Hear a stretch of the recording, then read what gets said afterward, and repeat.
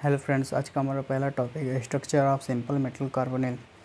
इसमें आज का पहला हमारा स्ट्रक्चर है निकल टेट्रा कार्बोनिल, जिसका फार्मूला है NiCO का 4। तो इसमें सबसे पहले स्ट्रक्चर बनाने के लिए हमें सेंट्रल मेटल एटम, जो कि यहाँ पे निकल है, इसका इलेक्ट्रॉनिक कॉन्फ़िगरेशन यानी इलेक्ट्रॉनिक विन्यास हमको बनाना पड़ेगा। तो जैसे हम जानते हैं निकल का परमाणु क्रमांक 28 होता है। तो ये निकालते हैं इसका इलेक्ट्रॉनिक कॉन्फ़िगरेशन। जैसे कि हम जानते हैं 1s2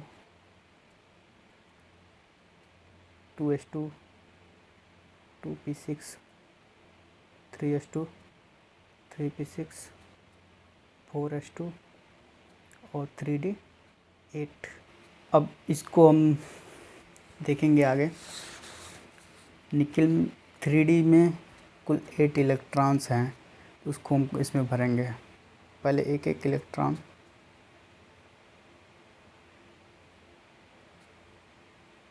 उसके बाद पेयरिंग करेंगे। तो 8 इलेक्ट्रॉन हमारे हो गए। और 4s2 में 2 इलेक्ट्रॉन्स, और 4p में कोई इलेक्ट्रॉन्स नहीं है, यहाँ पे वैकेंट है 4p। अगर CO ले लें हम, जो कि एक स्ट्रॉन्ग फील्ड लिगेंड है, तो उसमें इसका बिहेवियर क्या होगा, जो 4s का इलेक्ट्रॉन होगा वो इससे पेयरिंग कर लेगा, और कार्बन और कार्बोनिल ग्रुप 4s और 4p में पेयरिंग कर लेंगे।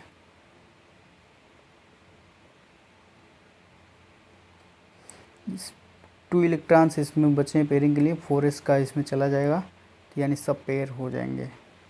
इसको हम ऐसे लिख दे रहे हैं। और 4p में वैकेंट, कोई इलेक्ट्रॉन्स नहीं है।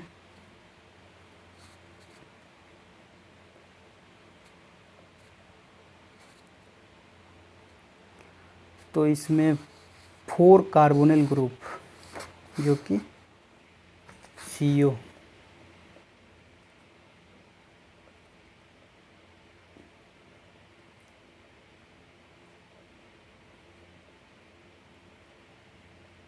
इससे जुड़ जाएंगे। इसमें हम देख सकते हैं कि एक S का और 3 P का, यानी कि sp3 हाइब्रिडाइजेशन बन रहा है।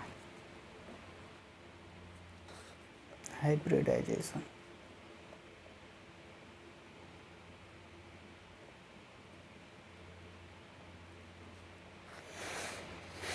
तो यहाँ पे हाइब्रिडाइजेशन sp3, ज्योमेट्री होगा टेट्राहेड्रल,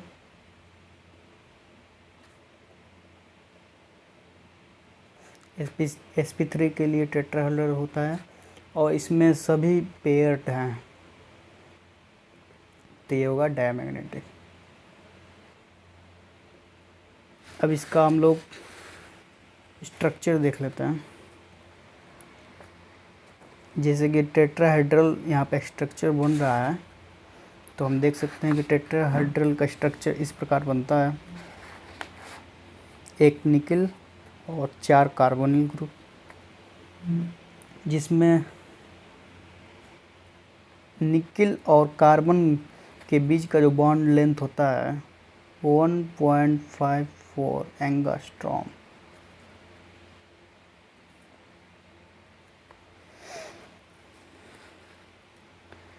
अब ये जो हम लोगों ने वर्क यहाँ पे किया है, उसी को लैंग्वेज में हम बता देंगे एक बार, जिससे हम लोग को 5 नंबर क्वेश्चन कंप्लीट हो जाएगा। इसमें हम लोग क्या लिखेंगे, ये हमारा स्ट्रक्चर हो गया।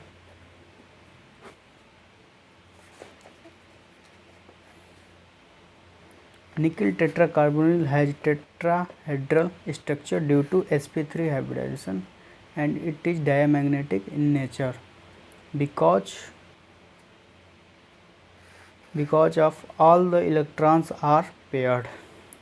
जो हमारा निकल टेट्रा कार्बोनिल ग्रुप है, स्ट्रक्चर है, वो टेट्राहेड्रल क्योंकि इसका हाइब्रिडाइजेशन sp3 है। sp3 के लिए टेट्राहेड्रल स्ट्रक्चर होता है और इसमें सभी इलेक्ट्रॉन्स पेयर्ड है, इसलिए ये डायमैग्नेटिक नेचर शो करेगा।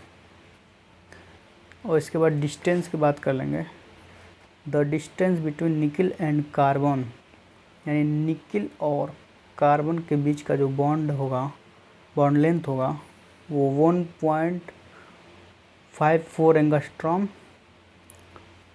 while the distance between carbon and oxygen is about 1.15 angstrom, यानी कि कार्बन और ऑक्सीजन का बीच का जो बॉन्ड लेंथ होगा 1.15 एंगस्ट्रॉम होगा। सबसे पहले तो आप निकल का इलेक्ट्रॉनिक कॉन्फ़िगरेशन बनाएंगे, फिर उसके बाद इलेक्ट्रॉन्स को दिखाएंगे, कितने डी में इलेक्ट्रॉन्स आएंगे, कितने एस में इलेक्ट्रॉन्स आएंगे। उसके बाद स्ट्रॉन्ग फील्ड लिगेंड में कैसा बिहेवियर शो करेगा, जो एस का इलेक्ट्रॉन होगा वो डी में चला जाएगा, यानी पेयर्ड हो जाएगा। और फिर देखेंगे कि इसमें कौन सा हाइब्रिडेशन कब बन रहा है।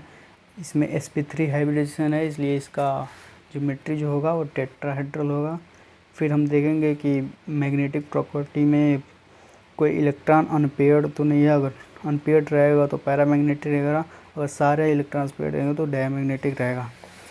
फिर हम स्ट्रक्चर को बनाएंगे।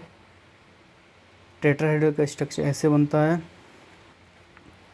फिर उसके बाद हम लोग लैंग्वेज में जो भी वर्क किए हैं उसको दिखा देंगे और यहाँ पर आपको 5 नंबर क्वेश्चन कंप्लीट हो जाएगा। Thank you very much.